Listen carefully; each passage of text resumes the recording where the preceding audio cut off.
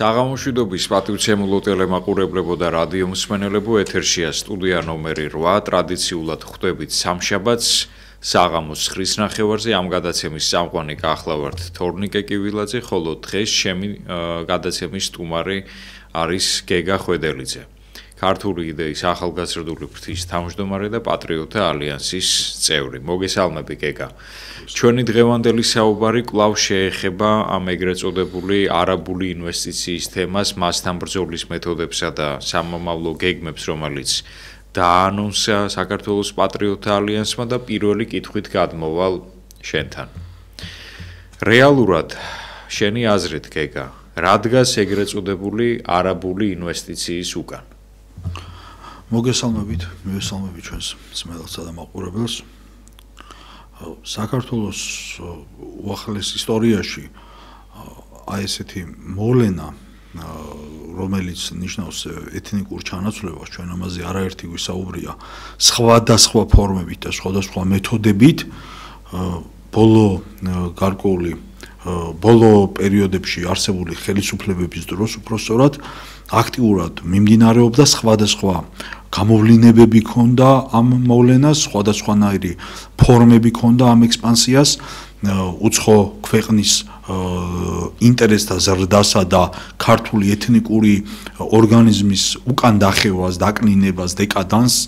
ჩვენ ამაზე გამოვდიოდით, ეხლა ვიღაცები გვეუბნებიან, რომ აქამდე სად იყავით, სოციალურ ქსელებში წერდნენ და აქამდე რატო არ იღებდით ხმასო და საქართველოს პატრიოტთა ალიანსმა ამაზე გამოაქვეყნა, ესე იგი, ვიდეო მტკიცებულებები და მასალები, ვისაც ამის დადასტურება ჭირდება, რას აკეთებდა ეს მოძრაობა და ორგანიზაცია და კონკრეტულად მე, როგორც გეგა ხვედელიძე, დაახლოებით 2010-11 წლებიდან მოყოლებული არაერთი საზოგადოებრივი მოძრაობისა და შემდგომში უკვე პოლიტიკური გაერთიანება ქართული იდეის წევრი ვიყავი და ღებულობდი მონაწილეობას რიგ მოძრაობებში, საპროტესტო მოძრაობებში, თბილისში, ბათუმში, ისლამიზაციის წინააღმდეგ, თურქული ექსპანსიის წინააღმდეგ, ეგრეთ წოდებული აზიზიეს დამყრობელი აზიზიეს მეჩეთის წინააღმდეგ. ჩვენ ყოველთვის ამის წინააღმდეგი გამოვდიოდით.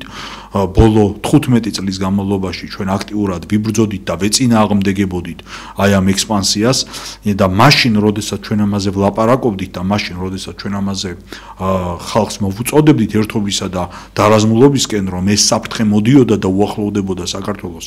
მაშინ იყო ხოლმე რეპლიკები, რომ აი ქსენოფობები, შოვინისტები, ეთნონაციონალისტები, რადიკალები, ულტრანაციონალისტები, ესეთი ეპითეტებით გვანკობდნენ ხოლმე, იქნებოდა რაღაცა fake Facebook გვერდები და ჯგუფები, სადაც ჩვენი ბრჭყალებში გაშავება მიმდინარეობდა, რომ თქვენ ხართ, ესე იგი, საქართველოს სახელმწიფოს მტრები, რომ თქვენ ებრძვით საქართველოს ეროვნულ ინტერესებს და დღესაც ქართული ოცნების გარკვეული პროპაგანდისტები ცდილობდნენ ამ რიტორიკის გამეორებას და ამ რიტორიკით საზოგადოების შეცდომაში შეყვანას.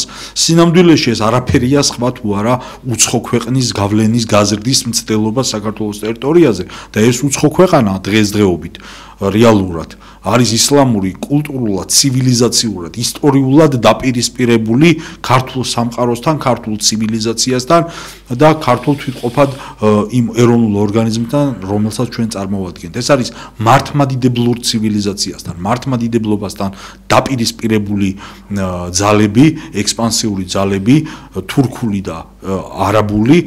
თურქული ექსპანსია განსაკუთრებულად მძლავრია აჭარის რეგიონში, ხოლო ეხლა როგორც ჩანს მეორე უფრო მასშტაბური და უფრო ძლევამოსილი ძალა, რომელიც ჩვენ გვიპირისპირდება, ეს არის ეს არაბული ძალა, არაბული ექსპანსია, ერთგვარი ტროას ცხენი, რომელიც ინვესტიციების ეგიდით შემოდის, ინვესტიციების ფორმით შემოდის, ვითომ მშვიდობიანი მეთოდებით ცდილობს საქართველოს დაპყრობას, თუ იყო დრო, როდესაც არაბი დამპყრობელი საქართველოში შემოდიოდა ხმლითა და ცეცხლითა და מחვილით, დღეს ეს ფორმა შეიცვალა ინვესტიციებისა და ესე იგი ეკონომიკური პროექტების დანერგვის ეგიდით მოქმედებს ეს ექსპანსია საქართველოში. ეს კიდევ უფრო საშიშია, მინდა ვთქვა იმ გაგებით, რომ როდესაც ხმლით მოდიოდა ვინაიდან პროცესი შენიღბულია. ხმლით მოდიოდა მტერი, შენ იცოდი მას ვის უპირისპირდებოდი, რატომ უპირისპირდებოდი, რის წინააღმდეგ იბრძოდი. ეხლა ჩვენ 30 ნოემბერს დავაანონსეთ აქცია, 30 ნოემბერს 4 საათზე ვიკრიბებით რუსთაველის მეტროსთან ამ არაბული ექსპანსიის წინააღმდეგ და ეს თარიღი დავამთხვიეთ და სიმბოლურად დავთქვით, რომ არის ხსენება წმინდა მიქაელისა, რომელიც გობრონად არის წოდებული, წმინდა მიქელ გობრონი, დიდმოწამე მინდა იცოდეთ რომ სოფლიო მართლმადიდებელ ეკლესიაში ბევრი დიდმოწამე არ არის 25 არის დიდმოწამე და მათ შორის 5 არის ქართველი და ერთ-ერთი არის დიდმოწამე მიქელ გობრონი რომელიც აწამეს არაბებმა არაბთა მიერ წამებული დიდმოწამე ქვია ისეთ ადამიანს რომელიც განსაკუთრებულ ტანჯვას განიცდიდა მოწამეობის მომენტში განსაკუთრებული სისასტიკით მოხდა მისი ტანჯვის აღსრულება ღვთის სარწმუნოების დასაცავად და ამიტომ ეწოდება მას დიდმოწამე.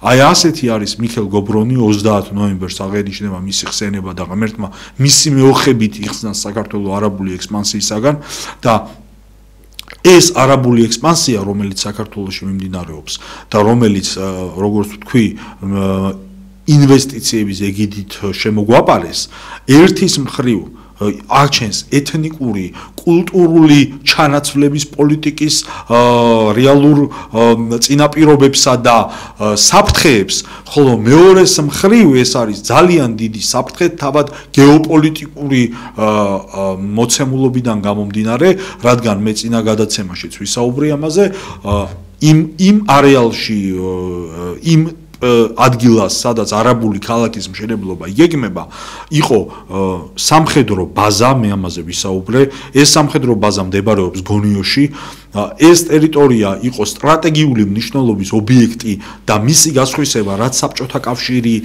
დაინგრა, იყო აკრძალული უცხო ქვეყნის მოქალაქეებზე, რამე თუ სტრატეგიულ მნიშვნელობას ანიჭებდა მას ქართული სახელმწიფო და იქიდან შეიძლებოდა კონტროლი და შეიძლება კონტროლი შავი ზღვის არეალზე, აი სწორედ ამ ტერიტორიის გადაცემა მოხდა არაბებზე, სწორედ ამ ტერიტორიაზე იგეგმება არაბული ქალაქის მშენებლობა და გარდა იმისა, რომ ეთნიკური და კულტურული საფრთხეა, ეთნიკური და კულტურული ჩანაცვლების პრობლემის წინაშე ვდგავართ, გადაშენების პირას მდგარი ქართული ეთნოსი. ამასთან ერთად ჩვენ ვდგებით უზარმაზარი გეოპოლიტიკური საფრთხის წინაშე, რომ საქართველოს სტრატეგიულ ობიექტებზე წვდომა უჩნდება არაბულ სამყაროს, ისლამურ სამყაროს, აქედან არის თურქული სამყარო, მოდის ირანული ინტერესი, მოდის არაბული ინტერესი, ჩრდილო კავკასიიდან მომდინარე ასევე ეს ვაჰაბიტური და სხვა სახის ისლამური საფრთხეები, ანუ საქართველო ექცევა სრულ ისლამურ რკალში, როდესაც ქვეყანა და მთელი მსოფლიო დგას გლობალური დაპირისპირებების, როგორც წმინდა მამები წინასწარმეტყველებდნენ და ჩვენ ვსასუებთ უფალს, რომ ყოვლადწმინდა ღვთისმშობელი დაიფარავს მის წილხვედრ ერთსა და ქვეყანას, მაგრამ ჩვენ ვდგავართ უდიდესი საფრთხის წინაშე, რასაც ვიმეორებ წინასწარმეტყველებდნენ დიდი ღმერთშემოსილი მამები, რომ ცივილიზაციათა მესამე მსოფლიო ომი ეს იქნება ცივილიზაციათა ომი. ისლამურ სამყაროსთან ევროპული ქრისტიანული ცივილიზაციის დაპირისპირების ომი იქნება ეს და ამ ომში ძალიან დიდი მსხვერპლი იქნება და სწორედ ამას მოჰყვება შემდეგ ანტიქრისტეს გამეფება. ასეთია წინასწარმეტყველება და აი ეს დიდი ომი, რომელიც კაცობრიობას მოელის და რომელიც აუცილებლად მოხდება ანტიქრისტეს გამეფების წინ, ეს არის ასეთი წინასწარმეტყველება. ჩვენ უნდა გვაფიქრებდეს იმაზე, რომ ისლამურ რკალში მოქცეული საქართველო, ისლამურ სახელმწიფოთა ინტერესი განერგილი და განვითარებული და ნიადაგ შექმნილი ქართულ სახელმწიფოში რამდენად მომგებიანია, ხო იძახიან ეს არის სტრატეგიული მნიშვნელობის პროექტი. აი რას ნიშნავს სტრატეგია, ხო? შენ როგორ აგებ, რაზე აგებ შენ სტრატეგიას? აგებ მხოლოდ ფინანსურ ინტერესებზე, ისიც რომ ვიწრო ელიტა გამდიდრდეს, თუ სტრატეგია ემსახურება იმას, რომ განვითარდეს ქართული ეროვნული სახელმწიფო და სტრატეგია უნდა ემსახურებოდეს იმას, რაზეც დაფუძნებული იქნება ეროვნული ინტერესები. ანუ ჩვენ უნდა ავაგოთ ჩვენი ეროვნული აღმშენებლობის სტრატეგია ეროვნულ ინტერესებზე. აი ამის ფონზე, ამ ყოველივეს გააზრებით, რამდენად შეიძლება ეწოდოს ამას სტრატეგიული მნიშვნელობა, რაც მე მოგახსენეთ. აი ამაზე გვმართებს თითოეულ ჩვენგანს დაფიქრება და დღეს კვლავ დგება იმის მომენტი და არის ის მომენტი, როდესაც საჭიროა ჩვენი ეროვნული კონსოლიდაცია, როდესაც საჭიროა ჩვენი საერთო ეროვნული ნების დაფიქსირება, ჩვენ ვალდებულნი ვართ ღვთისა და ერის წინაშე, მე ამის ღრმად მწამს და ვსასუებ უფალს კვლავ ვიმეორებ, რომ ჩვენ ამ ბრძოლაში ღმერთი და ყოვლადწმინდა ღვთისმშობელი გაგვამარჯვებინებს, მაგრამ საჭიროა დაფიქსირება ჩვენი ეროვნული ნებისა. სადაც ორია ღვთისახელი და სამი, მათ შორის უფალია, მაგრამ საჭიროა ერთსულოვნება, ერთობლივი ნების გამოხატულება და ეს ერთობლივი ნება ჩვენ უნდა დავაფიქსიროთ ყველა იმ შესაძლო მეთოდითა და საშუალებით, რაც ამის შესახებ შემდეგ და შემდეგ კითხავთ. ახლა მეორე კითხვით მინდა მოგმართო. როგორია ხელისუფლების წევრებისა და მათი პროპაგანდისტების დამოკიდებულება პროექტის მოწინააღმდეგეთა მიმართ? ნუ ეს ირაკლი კობახიძის გამოსვლა, რომ ეს არის ყველაზე შთამბეჭდავი მიღწევაო, ეხლა ხანს მოვისმინეთ. ირაკლი კობახიძის განცხადება საქართველოს პრემიერ-მინისტრის და კალაძის, რომ პროექტი აუცილებლად განხორციელდება და რამ სამშენებლო უახლოეს მომავალში დაიწყება სამშენებლო სამუშაოებიო ამ არაბული ქალაქების მშენებლობისა. აი ეს ორი განცხადებაც საკმარისია კობახიძისა და კალაძის, ანუ ქართულ ოცნებაში დაწინაურებული ამ ორი პიროვნების, რომ ჩვენ გავიაზროთ რა დამოკიდებულება აქვს ქართულ ოცნებას ქართველი ერის ნების მიმართ. ანუ მთელი ერი ერთობლივად ამბობს, რომ ჩვენ ეს არ გვინდა, ჩვენთვის ეს მიუღებელია, ჩვენთვის ეს არის ანტიეროვნული, ანტიქართული მოვლენა და ჩვენ ვეწინააღმდეგებით ამ ფაქტსა და მოვლენას და ამ დროს გამოდის ქვეყნის პრემიერ-მინისტრი, რომელიც ამბობს, რომ საქართველოს ხმათა უმრავლესობით არის არჩეული, ხო ასე ამბობენ არა? ერთი რომ ჩვენ არ ვაღიარებთ მათ არჩევნებში ასეთ უპირატესობას და ვამბობთ რომ მათ არჩევნები გაგვეყალბეს და გააყალბეს და ქართველ ერს გაუყალბეს, ეს ერთია, მაგრამ ხელისუფლება რომელიც ამბობს რომ ერის ხმის გამჟღერებელია და ერში ასეთი დიდი პროტესტი არსებობს და ამის მიუხედავად კობახიძე ამბობს რომ ეს არის უდიდესი მიღწევა ქართველი საქართველოს სახელმწიფოსი და კალაძე ამბობს რომ უახლოეს პერიოდში ეს მშენებლობები დაიწყება და ეს პროექტი განხორციელდება და არ აქცევენ ყურადღებას ქართველი ერის ნებას, ეს ნიშნავს რომ ხელისუფლება მიდის აბსოლუტურად სხვა მიმართულებით, აქვს აბსოლუტურად სხვა ნება, სხვა ინტერესები და ერის ნება, ერის მოთხოვნა და ერის სურვილი არის აბსოლუტურად სხვა და ასეთ დროს ერის მიერ გამოხატვა ამ ნებისა და პროტესტი ამ ნების გამოსახატავად არის ასე ვთქვათ ეგზისტენციალურად მნიშვნელოვანი და მოვალეობა თითოეული ქართველისა, რომ თავისი ზნეობრივი ნათელი პოზიცია დააფიქსიროს ხმამაღლა, საჯარო და უშიშრად. ეს არის აუცილებელი და ჩვენ ამისკენ მოვუწოდებთ საქართველოს მოქალაქეებს რა. კი ბატონო. მოდით ვისაუბროთ 30 ნოემბრის აქციაზე. როგორია საქართველოს პატრიოტთა ალიანსის სამოქმედო გეგმა? ნუ ჩვენ არავითარ შემთხვევაში არ გავდივართ იმ კონსტიტუციური ფარგლებიდან და ჩვენ კანონმდებლობას არ ვეწინააღმდეგებით, ჩვენ ვამბობთ რომ ყოველი ის ძალა, რომელიც საქართველოში ეს ლიბერალურ ფლანგზე მაქვს ამ შემთხვევაში საუბარი, რომელიც რაღაცა რევოლუციური სცენარებზე საუბრობს ხოლმე და აღანთებს, ახალგაზრდებს აღანთებს საქართველოს მოქალაქეებს პაატა ბურჭულაძის მაგალითზე ვიტყვი და შემდეგ ამ ორთლის გამოშვების შემდეგ კიდევ უფრო მეტ ნიჰილიზმს ნერგავს და კიდევ უფრო ამწოვებს ხალხში იმ განწყობას, რომ საქართველოში სრული უმწეობის განცდა, რამე თუ არ მოჰყვება შედეგები შესაბამისი ამ პროტესტებს აქტივობებს, ეს ბრალია იმ ლიდერებისა, რომლებიც არასწორ იმედებს ახავენ, არასწორ სტრატეგიებს უნერგავენ ქართულ ხალხს, არასწორ მიმართულებებს აძლევენ, ჩვენ ცხადია ესე არ ვიქცევით, ასე არ მოვიქცევით, ჩვენ ვეუბნებით ქართველ ადამიანებს. ჩვენ უნდა დავიწყოთ ერთობლივი პერმანენტული მოქმედება.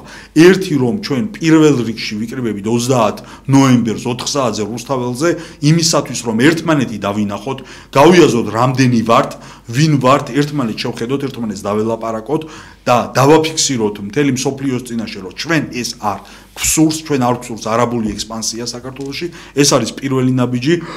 ამის პარალელურად ვიწყებთ, რა თქმა უნდა, ხელმოწერების შეგროვებებს და ვიწყებთ იმ აქტივობებს, რომ თელმა ერმა გამოხატოს ნება და დააფიქსიროს ეს ნება, ცხადია ეს ასეა და ამის შემდეგ ჩვენ ვაპირებთ და ვფიქრობთ, რომ ეს აქციები იყოს პერმანენტული, ეს აქციები იყოს უწყვეტი, მუდმივი, ეს აქციები კიდევ უფრო მეტად გაფართოვდეს, ეს აქციები კიდევ უფრო მეტად გაიშალოს. ვფიქრობთ, რომ რომ ჩავიდეთ იმ ადგილებში, წყნეთში, გონიოში, იქ სადაც ეს იგეგმება, ჩვენ ვფიქრობთ, რომ ამ აქციებში, ამ ორგანიზებაში, ამ საერთო სახალხო ეროვნულ ზეპარტიულ მოძრაობაში ეს არავითარ შემთხვევაში არ შეიძლება იყოს ვიწრო პარტიული, არავითარ შემთხვევაში ამას არ შეიძლება დაერქვას, რომ ეს არის პატრიოტთა ალიანსის ან რომელიმე პოლიტიკური მოძრაობის პროტესტი. ეს უნდა იყოს საერთო სახალხო ეროვნული მიზანდასახულობა და მიზანდარაზმულობა იმისათვის, რომ ჩვენ საერთო სახალხო და ეროვნული ნება განვახორციელოთ. ამისათვის საჭიროა მუდმივი სახალხო ეროვნული პროტესტი და აქტივობა. ამ მისთაობაზე კიდევ ერთხელ დავაკონკრეტოთ და კიდევ ერთხელ გავაკეთოთ ხაზგასმა. აი წარმოვიდგინეთ, რომ მიმართავთ საზოგადოებას და რა თქმა უნდა ეს ეთერი სწორედ ამას ეძღვნება. რატომ არის მნიშვნელოვანი მთელი ქართული საზოგადოების ჩართულობა აი ამ საპროტესტო პროცესებში? თუ ჩვენ ახლა ჩვენ დღესაც ვსაუბრობდით ამაზე სოციალურ ქსელებში. თუ ერი არ გამოხატავს ამ დიდ ნებას, პირველ რიგში ეს ნება უნდა ჩვენ ერთმანეთში გამოვხატოთ და წეღანაც ვიმეორებ, უპირველესი რაც არის ის, რომ ხმაერისა ხმაღვთისა უფლის შეწევნა არის მაშინ, როდესაც ერთი აზრითა და იდეით ჩვენ ერთიანდებით და ერთი აზრითა და იდეით ვამოწმებთ და ვამბობთ, რომ ჩვენ ესე გვსურს, ეს არის ჩვენი ნება. ამავდროულად ჩვენ ეს ძალა, ეს ერთობა უნდა დავანახოთ იმ ხალხს, იმ ამა ქვეყნის ძლიერებს, რომლებსაც უნდათ რომ ეს ჩვენ წინააღმდეგ განახორციელონ და მათ უნდა დაინახოთ ჩვენი შეურიგებელი საწინააღმდეგო წინააღმდეგობრივი პოზიცია, საერთო სახალხო ეროვნული წინააღმდეგობა. ჩვენ ეს უნდა დავანახოთ ჩვენს საერთაშორისო თანამეგობრობას, პარტნიორებს, მტერ და მოყვარეს მთელს მსოფლიოში და მათ შორის იმ არაბებსაც და იგივე მაგალითი ჩვენ შეგვიძლია ვთქვათ, რომ გაკეთდა კვიპროსში, ხო? მონტენეგროში, ბოდიშვიხდი როდესაც მონტენეგროში ასეთი სახის პროტესტი დაიწყო, როდესაც მონტენეგროში იგივე გეგმა არსებობდა, არაბებს ჰქონდათ გეგმა, რომ აეშენებინათ არაბული ქალაქები, ეს მოხდა მონტენეგროში ვიმეორებ და ხალხმა დაიწყო ხელმოწერების შეგროვება, საპროტესტო მოძრაობა, ეს იყო შეურიგებელი სახალხო ეროვნული პროტესტი, ისეთი როგორცაც ჩვენ აქ ვაპირებთ, მაშინ არაბულმა იმ კომპანიებმა, იმ ინვესტორებმა თავად თქვეს და ეს ჩვენ გამოვაქვეყნეთ ობიექტივის გვერდზე შეგიძლიათ შევბრძანდეთ Facebook გვერდზე ობიექტივის და მედია კავშირი ობიექტივის Facebook გვერდზე და წაიკითხოთ ეს განცხადება მათ უკან წაიღეს ეს პროექტი, გააუქმეს ეს პროექტი. იმიტომ რომ მათ თქვეს, რომ ჩვენ სტრატეგიულ ინტერესში არ შედის, ვერ მოდის თანხმედრაში ადგილობრივი მოსახლეობის ნებასთან. და შეწყდა ეს პროექტი და აღარ განხორციელდა, არაბული ქალაქები აღარ აშენდა. მაგრამ მაშინ მოხდა მონტენეგროში საერთო სახალხო ეს ეროვნული მიზანდასახვა და დარაზმულობა. და ეხლა ჩვენ თუ დაყოფილი ვიქნებით, გადაწყვეტილია ერთმანეთში დაპირისპირებულები და ერთმანეთს რაღაცებს წამოვაძახებთ, ეს აქ არ მოხდება და მაშინ მტერი იმძლავრებს ჩვენზე. მაგრამ ჩვენ თუ შევძლებთ იმ დაიდით საერთო ეროვნულ მიზანდასახვას, თუ ჩვენ შევძლებთ გაერთიანებას და ჩვენ ყველას მოუწოდეთ ამ ერთობისაკენ და კვლავ მოუწოდებთ, რომ ზეპარტიული ერთობა უნდა შედგეს, ყველა უნდა გავერთიანდეთ, ყველამ ერთად უნდა გავაკეთოთ ეს.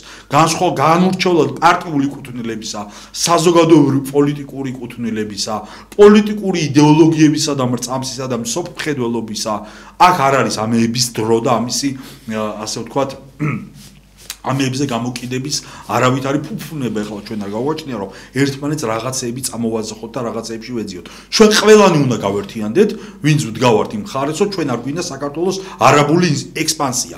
დღეს დგას საკითხი ასე, გვინდა თუ არა საქართველოში გაჩნდეს პატარა არაბეთები, არაბული ანკლავები, გაჩნდეს ის არაბული ჩასახლებული ორგანიზმები, რომლებიც შემდეგ კიბოს მეტასტაზებივით კვლავ განვითარდება, გაიზრდება, მოხდება ეთნიკური ჩანაცვლება ის გეგმა რაზეც წეღან მოგახსენეთ, ანუ ქართული ეთნოსის დაკნინება და დეკადანსი დაიწყება და ქართული ცივილიზაციის კრახამდე მივა ეს ყოველივე თუ ესეთი უკონტროლო გაგრძელდა, რომ მაშინ იმ პირობებში, როდესაც ქართველიერი იცლება საქართველოს ქართველებისგან, მასობრივი გადინება მიმდინარეობს საქართველოსთან და ბიზინა ივანიშვილის ამბობდა წადით აქედან რომ მოგიხსენება თქვენ კარგად, იმიტომ რომ აქო ჩვენო ქართულ სახელმწიფოს ისევ ვერ ვაშენებთო, რომ აქ რაიმე შემოგთავაზოთო, მოუწოდებდა რომ წადითო და უცხოეთში განვითარდითო და ამის ფონზე ჩამოსული სხვადასხვა ეთნიკური უმცირესობების კვლავ ასეთი გამრავლება განვითარება მე ვიმეორებ, ეხლა ვიღაცამ რო არ წამომაძახოს, ბევრჯერ მithქვამს ეს და კვლავ ვიმეორებ, რომ ქართული სამყარო და ქართული წიაღი ყოველთვის მრავალეთნიკური იყო, მაგრამ აქ ის ბალანსი ყოველთვის არსებობდა, რომ ავტოქტონ ქართულ ეთნოსთან თანაარსებობდნენ ეთნიკური უმცირესობების საუკუნეების განმავლობაში და ერთიანად ქმნიან საერთო ეროვნულ, კულტურულ, ცივილიზაციურ ფენომენს, უნიკალურ ფენომენს მთელ მსოფლიოში, რაც იყო საქართველო და ეს ასე არის იქნება მომავალშიც, მაგრამ ეს სხვა არის და ის სხვა არის, რასაც დღეს გვთავაზობენ ეს დამპყრობლები და რა იგიდითაც აქ შემოდიან და როგორ ხდება ეს ეთნიკური ჩანაცვლების ამ პროექტების განხორციელება და როგორც ვთქვი მეტროას ცხენივით შემოდიან აქ რაღაც ინვესტიციებს არქმევენ და სინამდვილეში საქართველოს დაუფლებასა და დაპატრონებას ცდილობენ და ამას თუ არ დავუპირისპირდით ეს გამოიწვევს დიდ კრახსა და ფიასკოს ქართული ეროვნული ორგანიზმისთვის და სახელმწიფოსთვის და ერთადერთი ძალა კვლავ ვიმეორებ მონტენეგროს მაგალითით ვიხემძღვანელოთ, ხო? დაინახეს იმ არაბებმა და შეაჩერეს ეს პროექტი. აქაც დაინახავენ ჩვენ დიდ ერთობას. აქაც შეჩერდება ის პროექტი. მაგრამ აუცილებელია რომ ვიყოთ ბევრი. ძალიან ბევრი 100, 200, გინდაც 1000 და გინდაც 10000 კაცი ამას ვერ შეაჩერებს. 100,000-ობით უნდა გამოვიდეს ქუჩაში და მთელი ერისა და ღვთისა და ერის წინაშე და მთელი მსოფლიოს წინაშე ქართველმა ერმა უნდა თქვას, რომ ჩვენ ეს არ გვინდა. ჩვენთვის მიუღებელია არაბული ქალაქები, ჩვენთვის მიუღებელია ისლამური ექსპანსია, ჩვენთვის მიუღებელია არაბული და თურქული ექსპანსია, ჩვენთვის მიუღებელია ქართველთა ეთნიკური ჩანაცვლება და ქართული ეროვნული სახელმწიფოს ეს დეკადანსი, რაც მიმდინარეობს, აი ამის წინააღმდეგ თითოეული ქართველის მიზანმიმართული დაპირისპირება არის დღეს გადამწყვეტი მნიშვნელობის ამოცანა და ჩვენ უნდა შევძლოთ საკუთარ თავზე ამაღლება, გარკვეულ პირადიდან გამოსვლა და აი ამით ერთმანეთის პოვნა, განვითარება, გაძლიერება და ერთი საერთო ეროვნული სახალხო ეროვნული პროტესტის დაფიქსირება. ეს არის უნიშნულოვანეს. ეს მინდა ვინც ჩვენ გვისმენს და გვიყურებს და ვინც ამ გადაცემის შემდეგ ამ ჩანაწერებს მოისმენს, კვლავ ვიმეორებ. ერთადერთი გზა ეს არის და გავერთიანდეთ. თუ არ გავერთიანდებით, გველის დიდი კატასტროფა. დიდი ეროვნული კატასტროფა. ეს მინდა ყველამ ძალიან კარგად გავიაზროთ რა.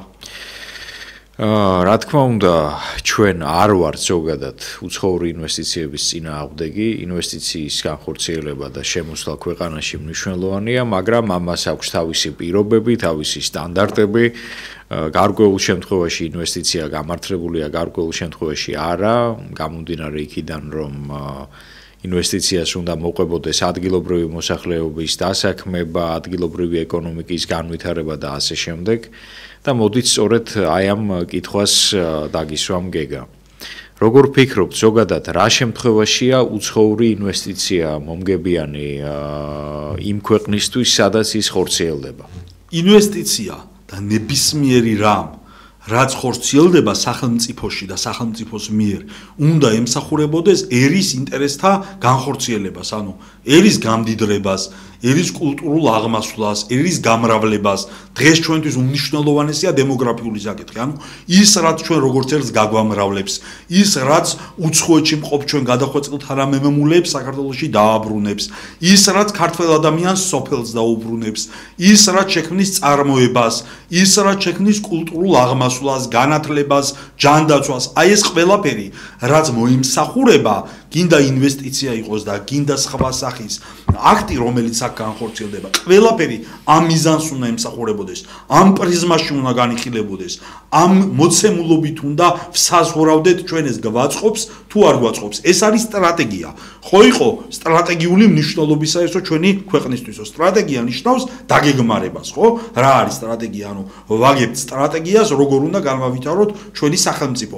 ჩვენი სახელმწიფოებრიობის განვითარების სტრატეგია და კონცეფცია უნდა იყოს ის, რა გაამრავლებს, რა აღორძინებს და რა განავითარებს ქართულ ნაციას. რა შეუწყობს ხელს აქ მყოფ ეთნიკურ უმცირესობებს ქართულ ეროვნულ ორგანიზმში ინტეგრაციაში, რა გაერთიანებს საქართველოს მოქალაქეებს ერთიან ქართულ ნაციად, რა განავითარებს საქართველოს მოქალაქეებში პატრიოტულ ცნობიერებას, ენის კულტურის გათავისებას ქართულ სახელმწიფოებრივ ცხოვრებაში ჩართულობას, რა აღამაღლებს საქართველოში მოქალაქეთა სამოქალაქო თვითშეგნებასა და პასუხისმგებლობას და რა მისცემს სოციალურ უზრუნველყოფას აქ მცხოვრებ ოჯახებსა და ადამიანებს. აი ეს არის ჩვენი სტრატეგიული მნიშვნელობის ამოცანები და ასე უნდა აიგოს ქვეყნის განვითარების, სახელმწიფოს განვითარების სტრატეგია, კონცეფცია და იდეოლოგია. ასეთი არის სტრატეგია. ეს არის ეროვნული სტრატეგია. ხოლო სხვა დანარჩენი იქნება ის ინვესტიცია თუ რაიმე სხვა არასტრატეგიული მნიშვნელობის არის, არამედ ვიწრო კლანების და ვიწრო ჯგუფების და პიროვნებების პირადი განვითარებისა და პირადი ფინანსურ, ეკონომიკურ, პოლიტიკურ ინტერესთა ესე იგი დაკმაყოფილების საშუალებებია და არა სახელმწიფო სტრატეგიული მნიშვნელობის გადაწყვეტილებები. ანუ ამაშია განსხვავება. აქ ჩვენ ვდგავარ დილემის წინაშე. ვიწრო კლანებისთვის კეთდება რაღაც თუ ეროვნული, საერთო ეროვნული ინტერესებისთვის. აქ შემდეგი შრომა მეორე დილემა. რა არის ეროვნული ინტერესი? არსებობს ეროვნული ინტერესის ლიბერალური ის გაგება, რომელიც გამორიცხავს ნაციონალურ ინტერესს, ანუ საერთო ეროვნული კულტურის, იდენტობის, ცნობიერების, აღქმის როგორც ერისა და ნაციისა და სამშობლოს განცდისა გინდაც პატრიოტული ეს სხვა არის და ის ლიბერალური თანამედროვე გაგება, რომელსაც ჩვენთან ერგავდეთ ნაციონალური მოძრაობიდან მოყოლებული, ვიდრე დღეს ეხლა რაღაცა განკონსერვატორებული ქართული ოცნების პროპაგანდისტები მე არ მაინტერესებს, მე რეალობაზე ვსაუბრობ. ანუ ეროვნული ინტერესი სხვადასხვანაირად ესმით ადამიანებს. არსებობს ეროვნული ის ინტერესი, რომელიც ჩვენს წინაპრებს გააჩნდათ, რომლითაც მოდიოდა საქართველოს საუკუნეების განმავლობაში და რაც აცოცხლებდა ქართულ ეროვნულ ორგანიზმსა და ქვეყანა საქართველოს როგორც უნიკალურ ფენომენს მსოფლიოში და არსებობს მეორე ის ლიბერალური გაგება ეროვნული ინტერესებისა, მიშა სააკაშვილი რო ამბობდა ეროვნული ინტერესებიო, მაგრამ ამის უკან გულისხმობდა ლიბერტარიანულ ქართულ სახელმწიფოს, კახა ბენდუქიძის, ლევან რამიშვილის, ნოდია ლადარიების და ასე შემდეგ რაღაცა ის სხვა თავსმოხვეულ იდეოლოგიურ ფორმაციებს, რომელსაც არაფერი საერთო არ დაარქვეს ნაციონალური მოძრაობა, ხო? და ეროვნული ინტერესებად შენიღბეს ის, რაც პირიქით ანტიქართული, ანტიეროვნული და ეს ლიბერალურ დემოკრატიულ რაღაცა წყობილებებში წარმოქმნილი რაღაც თანამედროვე საფრანგეთის რევოლუციის რაღაც იდეოლოგიებზე აწყობილი რაღაც ფორმაციები, რომელსაც ქართულ ეროვნულ სახელმწიფოებრივ არანაირ კონცეფციასთან საერთო არ გააჩნდა. ჩვენ უნდა გამოვიდეთ ამ ეროვნული წიაღიდან, ეროვნული სულიდან, ეროვნული ნებიდან. როგორ უნდა გავიგოთ რა არის ეროვნული ნება, ხო? ჩვენ ისტორიაში, ჩვენს ცივილიზაციაში, ჩვენს კულტურაში ეს ყოველივე ერთად ქმნის ჩვენი კულტურა, ჩვენი ისტორია, ჩვენი წინაპრების განვლილი გზა, ჩვენი ისტორიული მეხსიერება, ჩვენი მიწაწყალი, ჩვენი წიაღისეული, ჩვენი კულტურა, აი პატრიარქმა რომ თქვა ქართული იდეა, ეს ყოველივე ეს იდეაა თავად ეროვნული ნება და იდეა. აი ეს ეროვნული იდეის გააზრება, ეს ეროვნული ცნობიერების სწორად ჩაწვდომა არსში მოიტანს იმას, რომ მე ჩვენ გავაცნობიერებთ რა გვჭირდება იმისთვის, რომ ამან იცოცხლოს, ამან გაიაზროს. ჯერ შენი თავი უნდა გააცნობიეროს სწორედ პიროვნებამ, რომ იცოდე ვინ ხარ, რა გსურს, აი ადამიანი როგორც უფლის ხატად შექმნილი არსება, ხო? როდესაც თავის თავს სწორად განსაზღვრავს და გაიაზრებს, რომ ის ღვთის ხატებაა, მე მიხვდება, რომ უნდა როგორც მაცხოვარი ამბობს, იყავი სრულფნილი, როგორც შენი მამა ზეციერია სრულფნილი და თუ შენ სწორ სარწმუნოებაში იმყოფები, მაშინ ემსგავსები მხოლოდ უფალს და მაშინ მოიპოვებ ღვთის სასუფეველს. ესია ერიც. ერი არ უნდა წავიდეს თავის რეალური ბუნებითი ნების წინააღმდეგ. ერი არ უნდა დაუპირისპირდეს იმ თავის რეალურ სულიერ არსსა და მნიშვნელობას, იმ ცივილიზაციურ ფენომენს, რასაც ის რეალობაში წარმოადგენს. თუ ეს ერი უპირისპირდება ამ თავის არსს, თუ ერი უპირისპირდება იმ ისტორიულად ჩამოყალიბებულ ღვთისგან დადგენილ მისიასა და ფუნქციას, რასაც ეს ერი წარმოადგენს, მაშინ იწყება ერის დასჯა და დეკადანსი და ისტორიულად ყოველთვის ასე იყო საქართველოს, როდესაც ამ ბუნებრივი განვითარების გზას ქართველი ერი უხვევდა, სწორედ მაშინ მოდიოდა ის არაბი დამყრობელი, მაშინ მოდიოდა თურქი, სპარსელი, ოსმალო და რუსული ოკუპაცია გინდა და ასე შემდეგ. ანუ ერი გადახვეული გზიდან ისჯება და ჩვენ არ უნდა გადაუხიოთ ამ გზას და დღეს აი ამ ინვესტიციების და ამ რაღაცების ეგიდით სწორედ ხდება რეალური ბუნებრივი ქართული ეროვნული განვითარების გზიდან ქართველი ერის გადასვლა და ჩვენ ეს არ უნდა დაუშვათ და ამისთვის გვჭირდება სწორედ ის ერთობა და ის ერთობლივი ბრძოლა, რომ ეს არ დაუშვათ რა. კი ბატონო. ლიბერალური გაგება პატრიოტული და ეროვნული შეგნებისგან განსხვავებით ეროვნული ინტერესი ნამდვილად სხვა პრიზმაში განეხილავს და ზოგადად ხდება ეროვნული ინტერესის საერთაშორისო ინტერესებზე მორგება და საერთაშორისო სისტემაში აი ამ ეროვნული ინტერესის გააზრება. და ბუნებრივია, როდესაც საუბარია ეროვნულ შეგნებაზე და ეროვნულ ცნობიერებაზე, ეროვნული ცნობიერება სხვაგვარად გაიაზრებს ერის ეროვნულ ინტერესებს და ის უპირველესად ამოდის იმ ავტოქტონი ერის კულტურულ ისტორიული წიაღიდან, რომელშიც იშვება აი ეს ეროვნული ინტერესი. რა არის საქართველოს ეროვნული ინტერესები დღეს? ამაზე შეგვიძლია ძალიან ბევრი და ძალიან ფართოდ ვისაუბროთ. ერთ-ერთი უმთავრესი ეროვნული ინტერესი არის ჩვენი ეროვნული კულტურის, ჩვენი ეროვნული ცნობიერების გადარჩენა, განახლება, გაძლიერება, მისი შთანერგვა მომავალ თაობებში, რათა მომავალი თაობები პატრიოტული სულისკვეთებით აღიზარდონ და განათლების სისტემა იმგვარ ყაიდაზე უნდა იყოს მოწყობილი, რომ ეს პატრიოტული მუხტი სწორად განვითარდეს.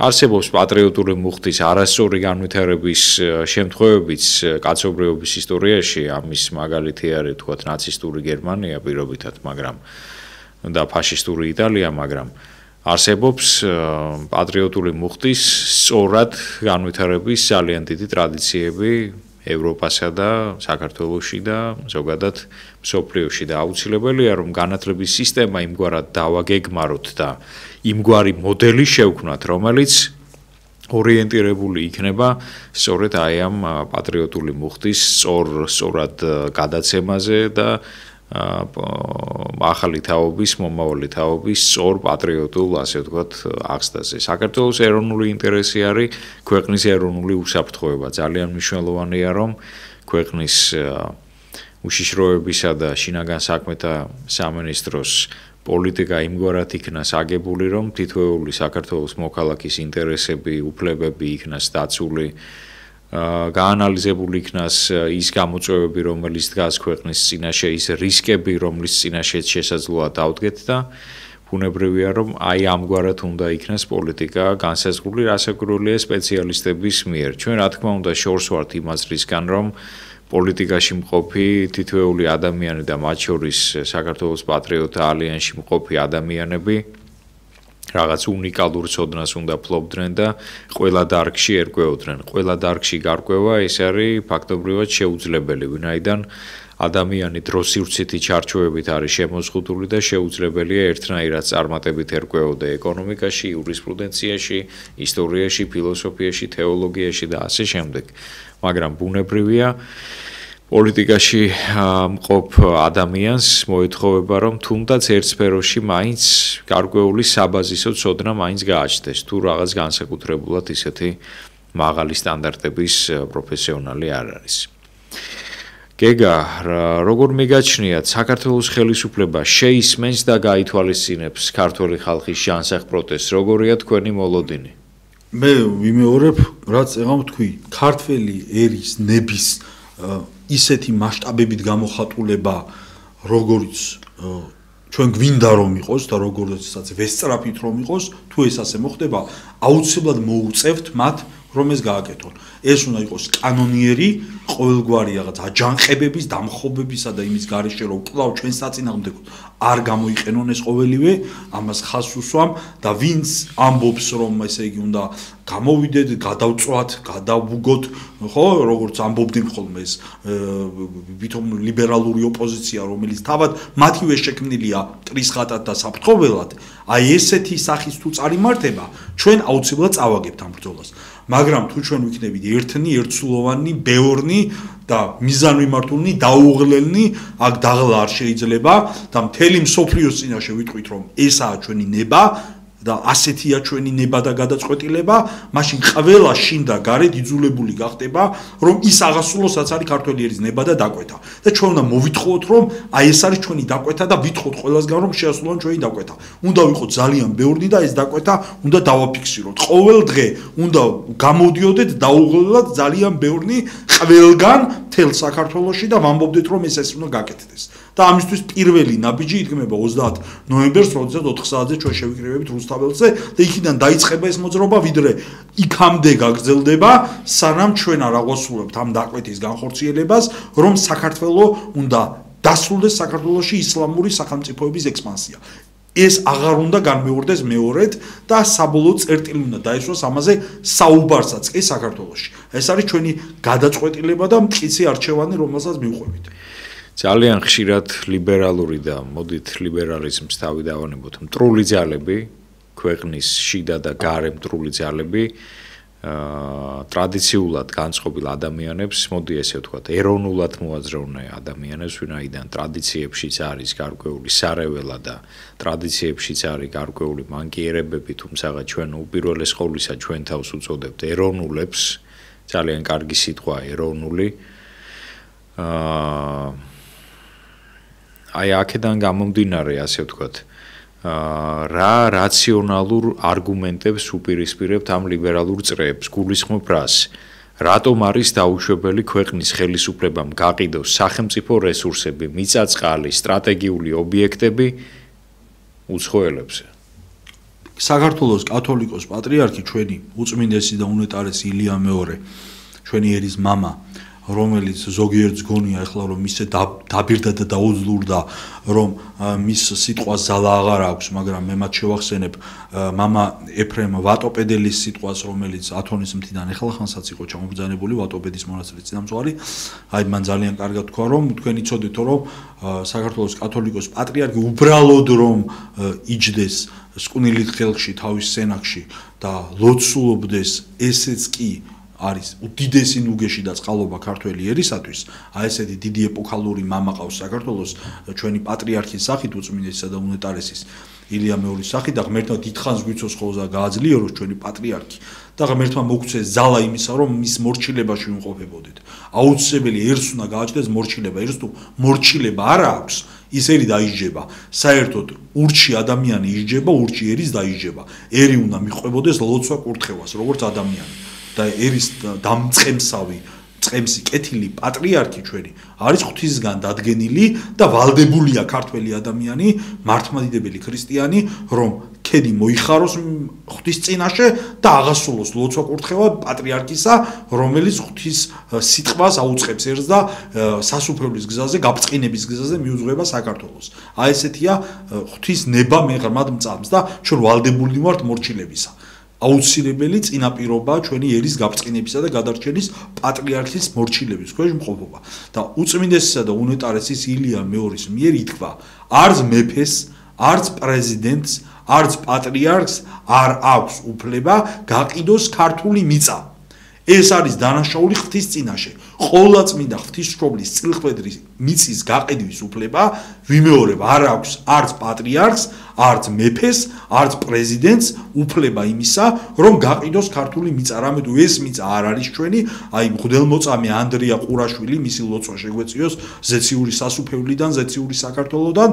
მღვდელმოწამე ანდრია ყურაშვილს, როდესაც აფხაზები ხვრიტავდნენ და როდესაც დააყენეს მუხლებზე მამა ანდრია, დიდი მამა ჩვენი, ხო?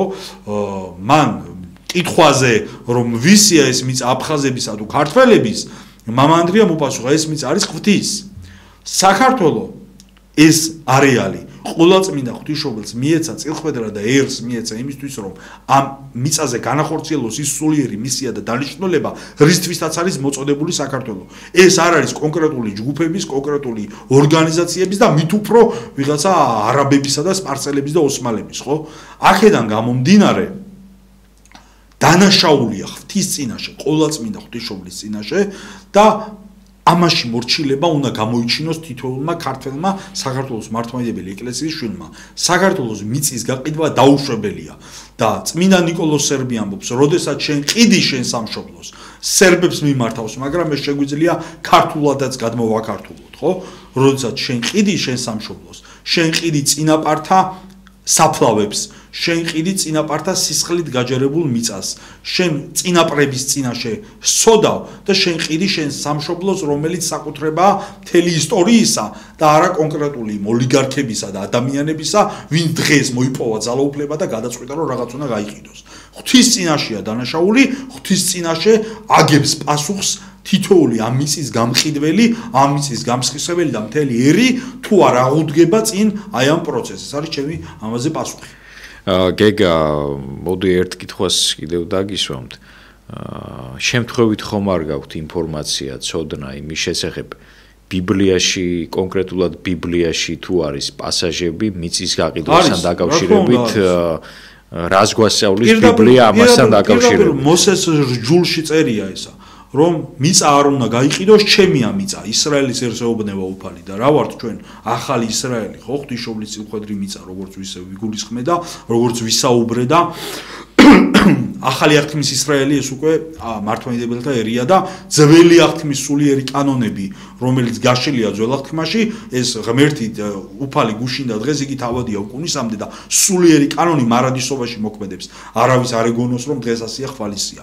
ეს არის მარადიული დაუწერელი დადგენილი ღვთის მიერ უზენაესის მიერ სამყაროს შემოქმედის მიერ დადგენილი კანონები და უფალი ამბობს ბიბლიაში მოსეს პირით რომ მიწა ჩემია და არავის აქვს უფლება გაიყიდოს მიწა. აი ეს პირდაპირ არის სახელმწიფო კონსტიტუცია, ხო?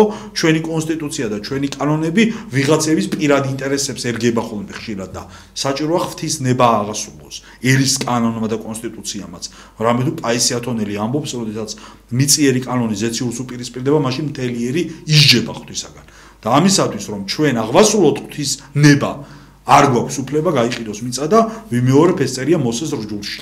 მიწა ჩემია და არავის აქვს უფლება გაიყიდოს ეს მიწა, ამბობს უფალიას. კიდევ ერთ მნიშვნელოვან საკითხს მინდა შევეხო. დედა ეკლესიის წევრების პოზიციას უდიდესი მნიშვნელობა აქვს. რა მოვალეობები აქვს სასულიერო პირებს აღნიშნულ პროცესებთან მიმართებით? მე წერა ვთქვი რომ უწმიდესისა და უნეტარესი სიტყვები რომ არც მეფეს, არც პრეზიდენტს და არავის არ აქვს უფლება, არც პატრიარქს რომ გაყიდოს ქართული მიწა, ჩვენი ერის მაკურთხეველი არის პატრიარქი და ყველა ადამიანი ჩვენ მორჩილებდეს ჩვენს პატრიარქს, ჩვენს უწმიდესსა და უნეტარესს და ხმა უნდა აღვიმაღლოთ როგორც საერო, ისე სასულიერო და დავამოწმოთ ღვთისა და ერის წინაშე რომ საქართველოს მიწა, ყოვლადწმინდა ღვთისმშობლის წილხვედრი მიწა არ შეიძლება გაიყიდოს. ეს არის დანაშაული და ყველამ უნდა თქვას ამაზე ხმა და სასულიერო პირის როლი უდიდესია, რამე თუ პაისი ათონელს ვიმეორებ ისევ, ციტირებ რომ უღიმღამო სასულიერო დასი ამყოფებს ძილში მრევლსო, ასე ამბობს პაისი ათონელი და თუ კი ეპისკოპოსები დუმანო, მაშინ ვიღამი ლაპარაკოსო, საჭიროა რომ სამღვდელოება წინ წარუძღვეს, მწყემსები არიან. ჩვენ ვართ სამწყსო ფარა და მწყემსები არიან სასულიერო დასი. სამწყსო ფარამ უნდა მოუწოდოს ერს ერთსულოვნებისკენ და უნდა მოუწოდოს თავის სამშობლოს დაცვისაკენ. და უნდა დაამოწმოს რა არის ღვთის ნება და ამ შემთხვევაში როგორიც არის ღვთის ნება, მე უკვე მოგახსენეთ.